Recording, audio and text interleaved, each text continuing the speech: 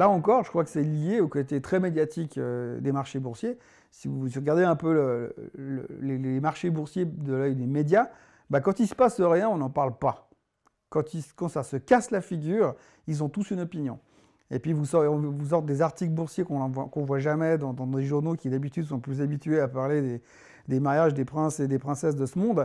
Et tout d'un coup, ils ont une opinion sur la bourse. Donc ça, c'est un signe des temps. Donc tout d'un coup, on a un espèce de buzz financier. Aujourd'hui, vous achetez un iPhone. À l'intérieur de l'iPhone, vous avez une application qui est installée d'office qui vous donne les cours de bourse. Alors qu'il y a 20 ans en arrière, tout le monde s'en foutait royalement. Vous avez les cours de bourse dans le journal. Personne ne comprenait rien. On utilisait pour faire des chiffons, pour les chiffonner, pour allumer le feu.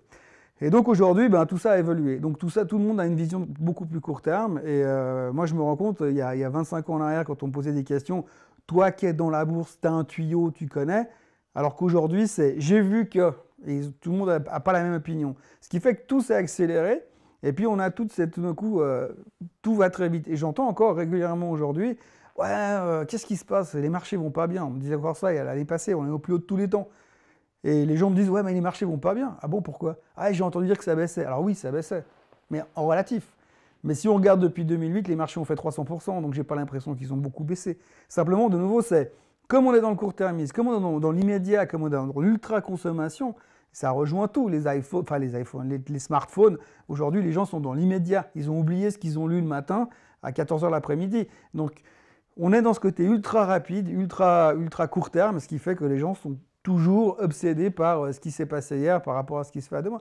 Et quand je vois aujourd'hui encore même les professionnels de l'investissement qui changent d'avis toutes les 24 heures en fonction de ce qu'ils entendent, ce qu'ils ont lu comme tweet de M. Trump, bah ça résume bien tout ça. Mais quelque part, les seuls qui ne font pas de buzz et qu'on n'entend pas parler, bah c'est les investisseurs ultra long terme, comme Warren Buffett. Warren Buffett, c'est juste l'investisseur le plus riche du monde. Il pèse 86 milliards, il n'a même pas un écran de trading sur son desk. Ça résume bien. Et moi, j'ai vécu la plupart de ma carrière avec 4 à 5 écrans sur mon desk. Aujourd'hui, j'en ai plus un. Je me balade souvent dehors avec un PC dans mon sac à dos et j'en m'en porte pas plus mal. Au contraire, je pense que je fais beaucoup moins de bêtises comme ça.